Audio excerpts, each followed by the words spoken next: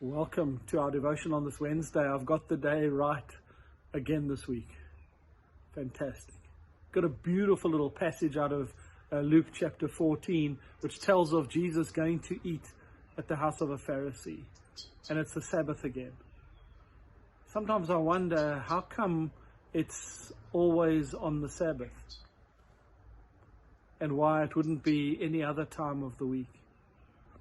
And then the more I've thought about it, and obviously I've read some commentaries on it, the message is this, is that on a Sunday, we are supposed to be at our best behavior. We're supposed to dress up. We're supposed to come to church. In this case, we're going to have a meal with a Pharisee, but we're well dressed, we're well behaved, we listen to what is said, we treat everyone with kindness and love. And then once we've heard the message, we go out and we apply it to our lives. Isn't that the way it's supposed to happen?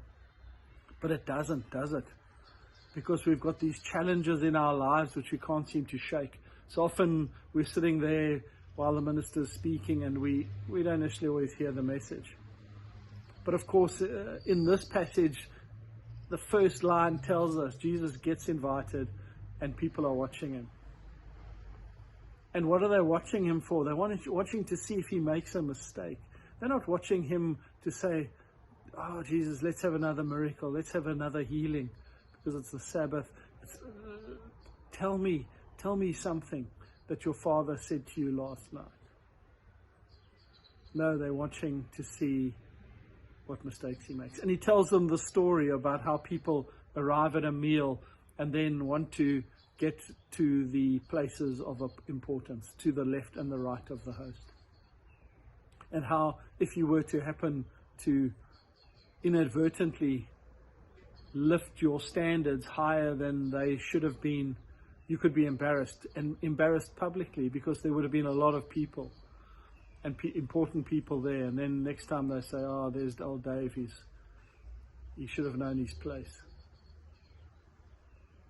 But I think the idea of sharing a meal is just always so special.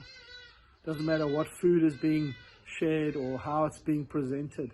The fact that you are sitting down with friends. And of course, that's the other thing about this passage. It says you mustn't invite those who will invite you back, but you should be inviting those who will never be able to repay you for that hospitality. And unfortunately, that's the bit that I'm falling down very short on. Because I want to enjoy the company of the people that I have around my table. Apart from the fact that we've made an effort with the food or whatever, I want them there because I care for them. So as we go about this wacky Wednesday, the middle of the week, as you sit down to your meals today, and perhaps you're sitting down with someone else, don't judge them. Just spend that time in really holy fellowship. And make sure that the food is fuel to your body and to the service of Jesus Christ. I ask this in Jesus' very precious name. Amen.